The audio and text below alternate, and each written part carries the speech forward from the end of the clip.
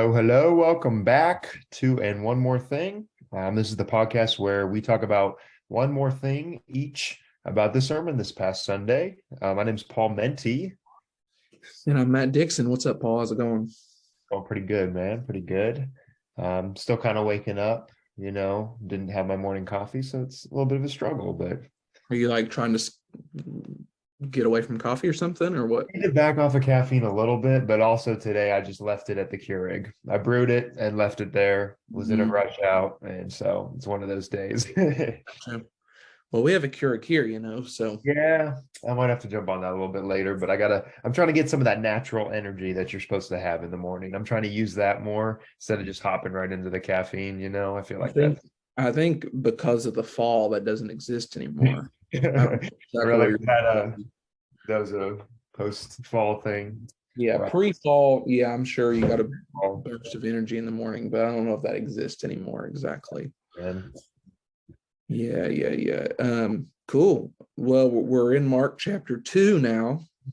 Finally in Mark 2, looking at verses 1 through 12. This is just a really amazing story. You guys know it well. And sorry about my voice. It's not it's struggling still. But anyway, so we had 3 points: the interruption, the conflict, and the resolution. So the interruption is Jesus is preaching, packed out house, and these four guys dig a hole in the roof and drop down this paralyzed man. Jesus says, "Your sins are forgiven." That leads to the conflict of these scribes saying, where does Jesus get off? Like, what, like, why does he think he can do this? He doesn't have the authority to do it. And so Jesus interrupts them and is like, "Hey, why are you questioning these things in your hearts?" Which is easier to say. Your sins are forgiven, arise, get up and walk. And as we talked about, it was there's like a Latin term for the argument, but it's if I can pull off the harder one, I can pull off the easier one. Kind of like a greater to lesser argument. And so Jesus says, "Hey, get up and walk." The guy does, thus proving that the Son of Man has authority on earth to forgive sins. And so the big takeaways from the sermon I wanted people to get was, number one, the good example of the friends. I don't think they're the main point of this story, but I think they're definitely there in the narrative for a reason, to show us that, they took their friend to Jesus and they overcame obstacles and they got creative and they had this scrappy faith. And then finally, most of all, the crowd was amazed and glorified God because of Jesus Christ. And I think that's what this story should do. We should see the Son of Man, Jesus, as impressive, as unparalleled in his love and wisdom and humility and glory and power and patience, his knowledge, all these things. It's just Jesus really jumps off the page in this story. So that was the sermon yesterday. Paul, what's one thing that stood out to you? One thing that I really love about Jesus in these stories is like how there's a problem that comes to him and then he does exactly what you don't expect him to do. You know what I mean? He like in this situation, the problem comes down from the roof and it's clearly that the friend's intentions are for the friend to get healed, the paralyzed friend to get healed. That's why they brought him here to Jesus. And I'm sure Jesus knows that. He sees the physical state that the man's in, and how, I mean, that's pretty bad. That's almost as bad as it gets when it comes to physical states, because you can't really do anything at all. You were talking about how dependent he would have been on people and on friends and stuff just to even eat or even get to bed and things like that.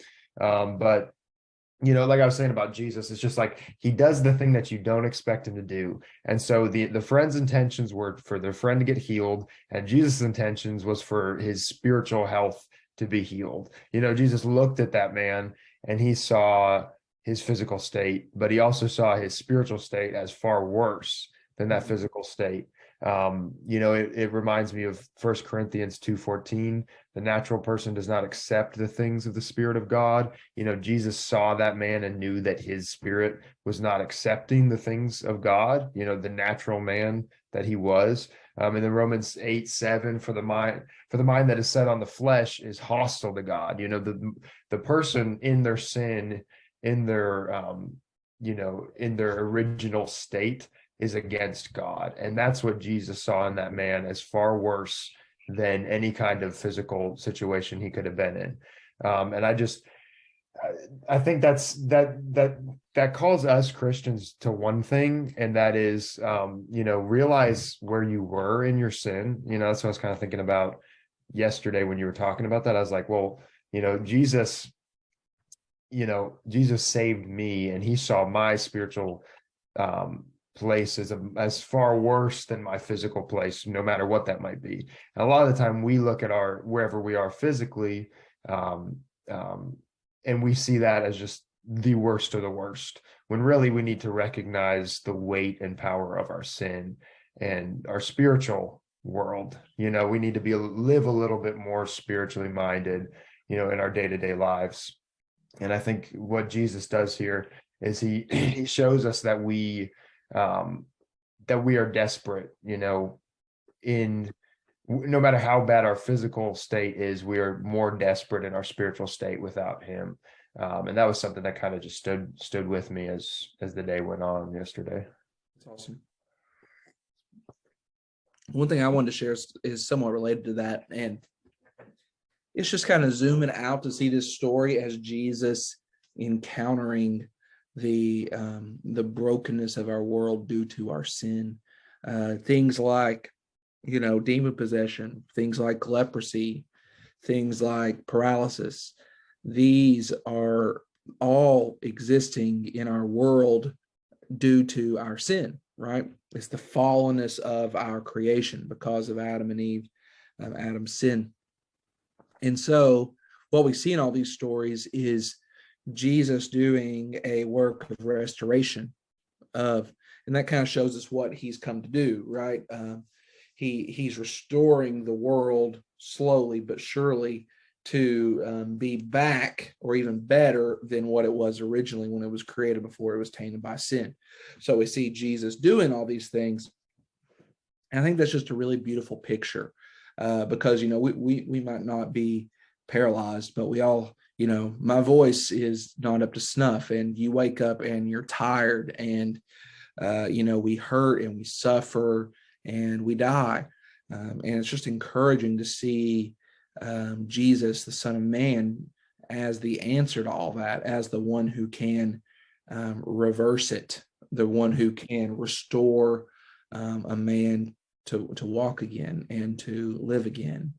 And so that's just really encouraging to see, like, okay, we are in a tough situation here on this planet, are we not? Like, things do not always go well, but we have the one who can make them go well at just his word. And so it's just really encouraging to see Jesus go face to face with the fallenness of this world and easily reverse it. And that can be a promise to claim, knowing that he will reverse it permanently and fully one day in the new heavens and the new earth. So. Yeah, it's really encouraging to know, how Jesus, he walked through these struggles, and he walked with people who also struggled, and so now that he's in heaven, he perfectly understands, when we struggle, and also when we have to help people who struggle. He knows all of it, because he perfectly walked here on this earth with us. That's a really encouraging thing for sure. Yeah, he knows the struggle because he was here, but also he is eliminating the struggle. Soon there will be no struggle. There will be no suffering. There will be no paralysis or leprosy or hoarse voices. Yeah. That's good news. Yeah. All right. Love you guys. So Paul, when you talked through Mark, was this one of the ones you skipped?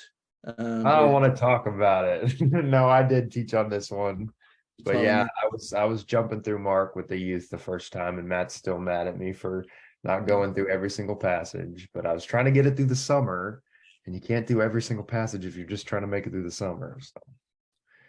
All right. I love you guys. See you guys.